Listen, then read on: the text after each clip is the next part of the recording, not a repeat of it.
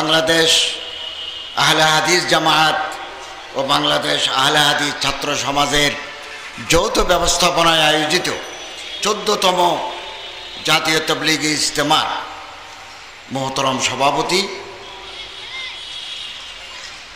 হযরত Sheikh doctor Mohammad মুসলিহউদ্দিন সাহেব হাফিজুল্লাহ তাআলা আজ্জা usual, ওলামায়ে কেরাম, দিনদার মুসলমান ভাইয়েরা, আল্লাহ তাআলার শুকরিয়া আদায় করি আজকের দুদিনব্যাপী জাতীয় তাবলীগ ইজতেমাতে হাজির হতে পারলাম। আল্লাহ তাআলা তৌফিক দিলেন, আলহামদুলিল্লাহ। আপনাদের ভালোবাসা, আপনাদের মহাব্বত পেয়ে আমি অত্যন্ত আনন্দিত হয়েছি এবং এই মুহূর্তে আমাদের সবচেয়ে বড় প্রয়োজন ওয়াহদাতে উম্মত, উম্মতের ঐক্য। এই মুহূর্তে আমাদের সবচেয়ে বড় প্রয়োজন। আমি আজ সকালে সৌদি আরব থেকে এসেছি এবং সৌদি হজ ও উমরা মন্ত্রী ডক্টর তৌফিক ইবনে ফৌজান আর রবিয়ার সাথে হজ চুক্তি করেছি এবং ডক্টর প্রফেসর মোহাম্মদ মুসলিহউদ্দিন সাহেবের দাওয়াতে আমি শারীরিকভাবে অসুস্থ, গায়ে জ্বর, তারপরও আপনাদের দাওয়াতে হাজির হতে পারলাম। আল্লাহ তাআলার শুকরিয়া জানাই, আলহামদুলিল্লাহ। ওয়াতাসিমু বিহাবলিল্লাহি জামিআন ওয়া লা তাফাররাকু। এই যে আল্লাহর রজ্জু কোরআনুল করিমকে মজবুতভাবে আঁকড়ে ধরার আল্লাহর হুকুম, ওয়া লা তাফাররাকু, পরস্পর বিচ্ছিন্ন হয়েও না। ইসলামের সোনালী ইতিহাস আছে, সোনালী ইতিহাস। মাঝে মধ্যে বিভেদ, বিসংবাদ, দলাদলির কারণে আমাদের এই সোনালী ইতিহাস কখনো কখনো কালিমা লিপ্ত হয়েছে এবং আমাদের এই মুহূর্তে সবচেয়ে বড় দায়িত্ব হচ্ছে আমাদের মধ্যে ইখতিলাফাত, তাফাররুদাত থাকতে পারে, কিন্তু আমরা সবাই আল্লাহ তাআলার বান্দা, মুহাম্মদ আরবি সাল্লাল্লাহু আলাইহি ইসলামের উম্মত। আমরা সবাই শিরকের বিরুদ্ধে, আমরা সবাই বেদাতের বিরুদ্ধে এবং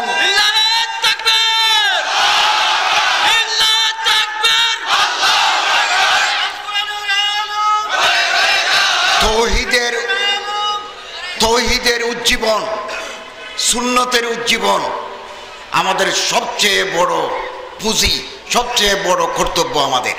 আমরা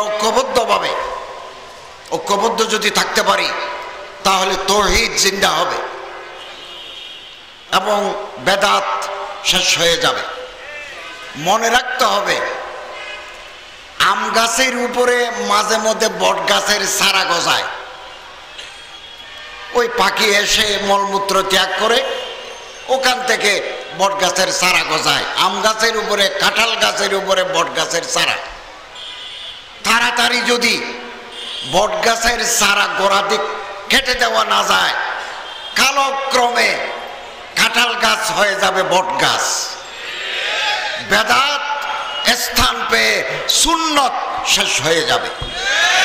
যেখানে বেদাতের চারা গজায় সেখানে সুন্নত বিদায়, যেখানে শিরিক জায়গা পায় সেখানে তৌহিদ বিদায়।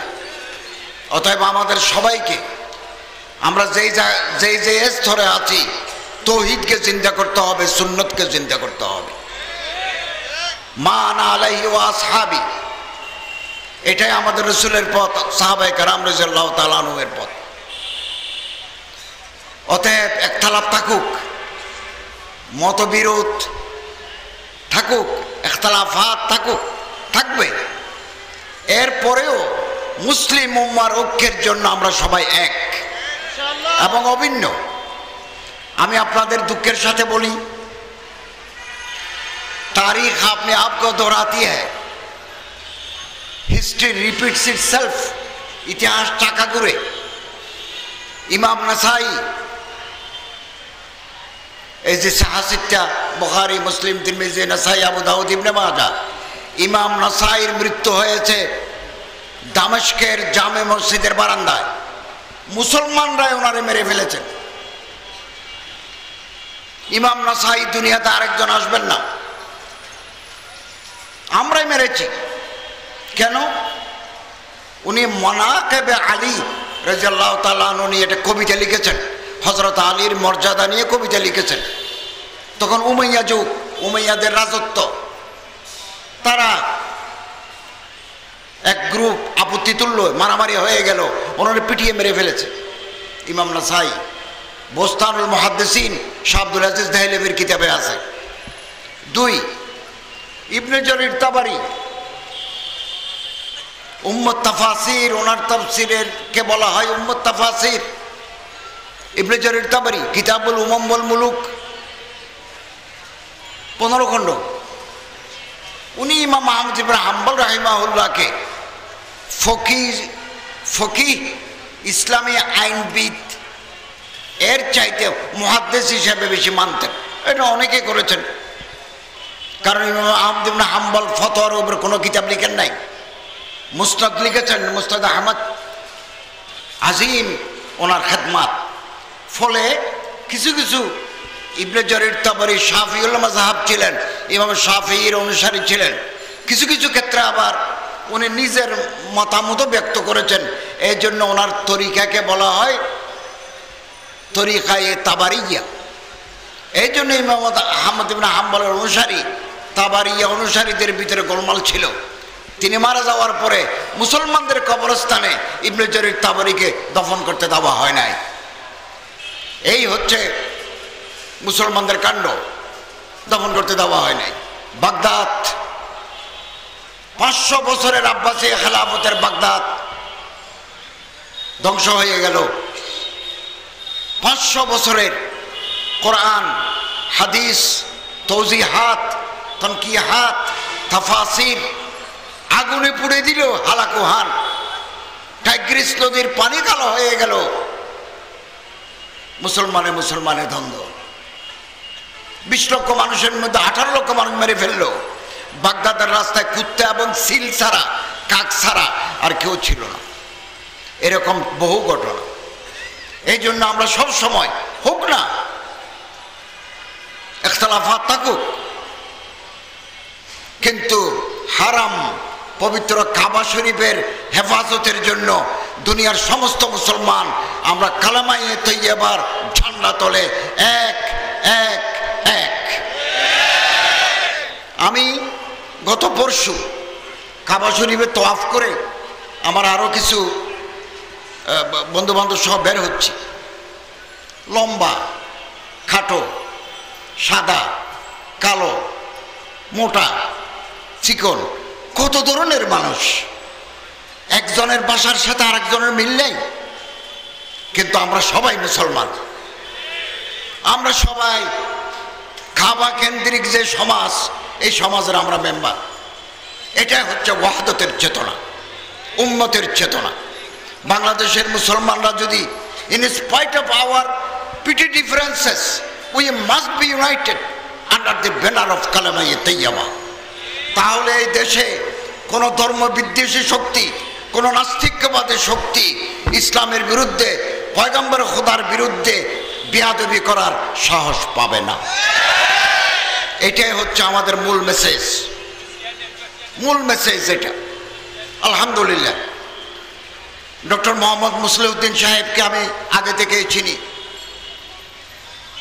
অত্যন্ত কাবেল, যোগ্য, প্রাজ্ঞ, অভিজ্ঞ ব্যক্তি। তিনি বহুদিন আন্তর্জাতিক ইসলামী বিশ্ববিদ্যালয়ের প্রফেসর ছিলেন। আমি এখানে রাষ্ট্রীয় দায়িত্ব নেওয়ার আগে কিছুদিন ওই ইউনিভার্সিটিতেও শিক্ষকতা করেছি। তো আলহামদুলিল্লাহ, আসুন আমরা আমাদের এই প্রিয় মাতৃভূমি বাংলাদেশকে ভালোবাসি। এদেশ আমাদের সবার এই দেশ, এবং এদেশের মাটি, এদেশের আবহাওয়া, এদেশের সম্পদ আমাদের কাছে আমানত। বাংলাদেশের প্রতিটি ইঞ্চি ভূমি আমাদের কাছে পবিত্র। আমরা কোনো শক্তিকে, কোনো বিদেশি শক্তিকে আমাদের 1 ইঞ্চি জমি আমরা কোনোদিন ছেড়ে দিতে রাজি নাই। এটাই হচ্ছে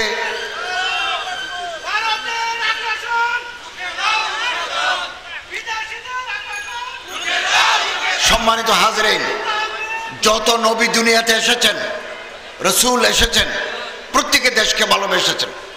এই দেশের প্রতি ভালোবাসা, দেশের মহাব্বত, দেশের গাছ, দেশের সম্পদ, দেশের টাকা, এগুলো আমাদের কাছে আমানত। এগুলো আমরা তসরুফ করতে পারি না। যারা দেশের সম্পদ তসরুফ করে, আত্মসাৎ করে, তারা দেশপ্রেমিক হতে পারে না, হতে পারে না। রসুল করিম সাল্লাল্লাহু আলাইহি ওয়াসাল্লাম মক্কা থেকে মদিনা যখন হিজরত করে যাচ্ছেন, ফলাম্মা হাজারা নবী সাল্লাল্লাহু আলাইহি ওয়াসাল্লাম মিন মক্কা ইলাল মদিনা ফাইলতাফাতা নবী সাল্লাল্লাহু আলাইহি ওয়াসাল্লাম ইলাইহা মাররাতান বাদা মাররা। ইতিহাসের কিতাবে আছে, মক্কা থেকে মদিনা যাওয়ার পথে বারবার তিনি ফিরে তাকাচ্ছেন মক্কার প্রতি। আমার প্রিয় মাতৃভূমি, আমার স্বদেশ।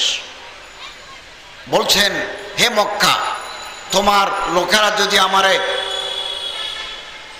দেশ ত্যাগ করতে বাধ্য না করতো, আমি যেতাম না। ফাফাজাত আইনাহু বিদ্দুমু, চোখের পানিতে রাসূল মুবারক সাল্লাল্লাহু আলাইহি ওয়াসাল্লামের চেহারা মুবারক ভিজে গেল, দাড়ি ভিজে গেল। এটা হচ্ছে দেশপ্রেম, দেশপ্রেম, হুব্বুল ওয়াতান। আসুন আমরা আমাদের দেশকে ভালোবাসি। এদেশের আবহাওয়াতে আমাদের জন্ম, এদেশের মাটির তলে আমরা থাকব। এই দেশের কোনো আলেমের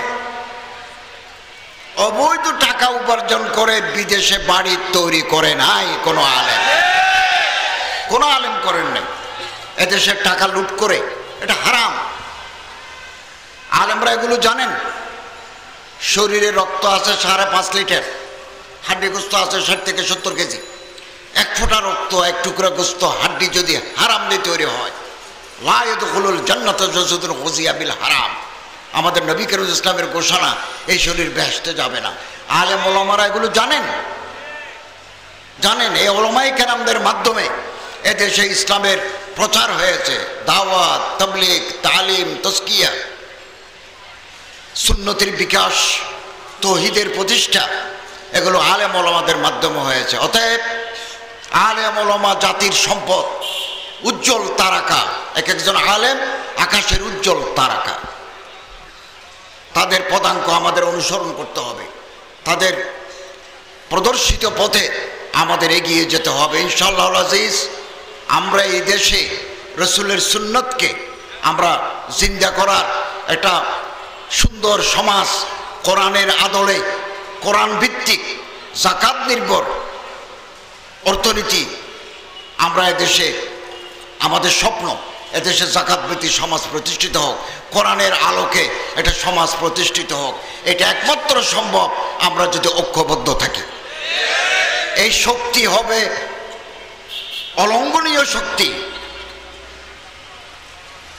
এবং ইনশাআল্লাহ আজিজ এই শক্তিতে আমরা বলিয়ান হয়ে সুন্দর সমৃদ্ধ একটা বাংলাদেশ আমরা গড়তে পারবো ইনশাআল্লাহ। আল্লাহ তাআলা আমাদের তৌফিক দান করুন, আমিন। আমি বাংলাদেশ আহলে হাদিস জামাত, বাংলাদেশ আহলে হাদিস ছাত্র সমাজ এর জাতীয় তাবলীগ ইজতেমা সাফল্য কামনা করি। বিশেষ করে professor Sheikh doctor Mohammad Musliuddin সাহেবের প্রতি আন্তরিক কৃতজ্ঞতা জানাচ্ছি। আল্লাহ তাআলা ওনাকে হায়াতে তৈয়বা দান করুন, আমাদের সবাইকে আল্লাহ বরকতময় জীবন দান করুন, আমিন। ওয়া আখিরু দাওয়ানা আলহামদুলিল্লাহি রাব্বিল আলামিন।